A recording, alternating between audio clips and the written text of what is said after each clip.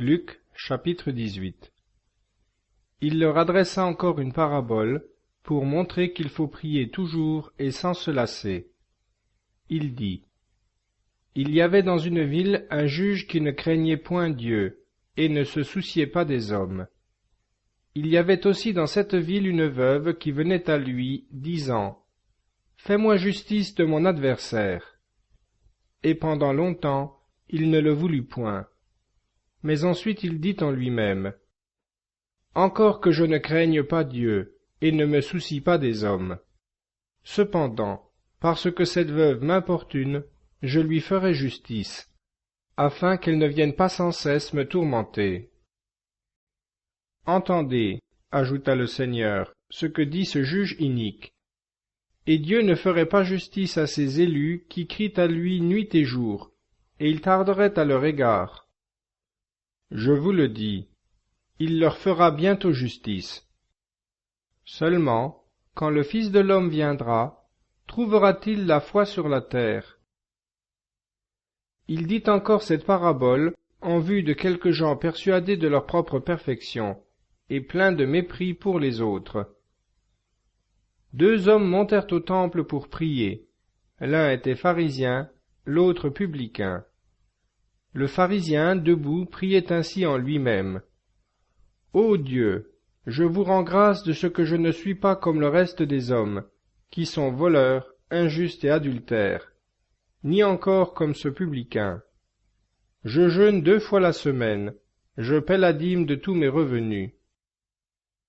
Le publicain, se tenant à distance, ne voulait pas même lever les yeux au ciel, mais il frappait sa poitrine en disant, Ô Dieu, ayez pitié de moi qui suis un pécheur. Je vous le dis, celui-ci descendit justifié dans sa maison plutôt que celui-là. Car quiconque s'élève sera abaissé, et quiconque s'abaisse sera élevé. Des personnes lui apportaient aussi leurs petits-enfants pour qu'il les touchât. Ce que voyant, ses disciples les réprimandèrent. Mais Jésus appela ses enfants et dit, Laissez les petits-enfants venir à moi, et ne les empêchez pas, car le royaume de Dieu est à ceux qui leur ressemblent.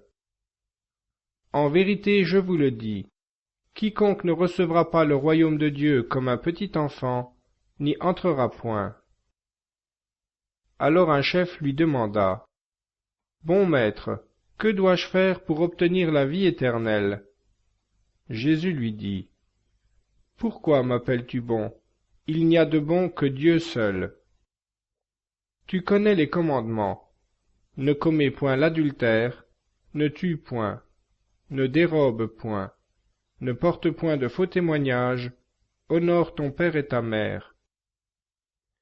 Il répondit, J'ai observé tout cela depuis ma jeunesse.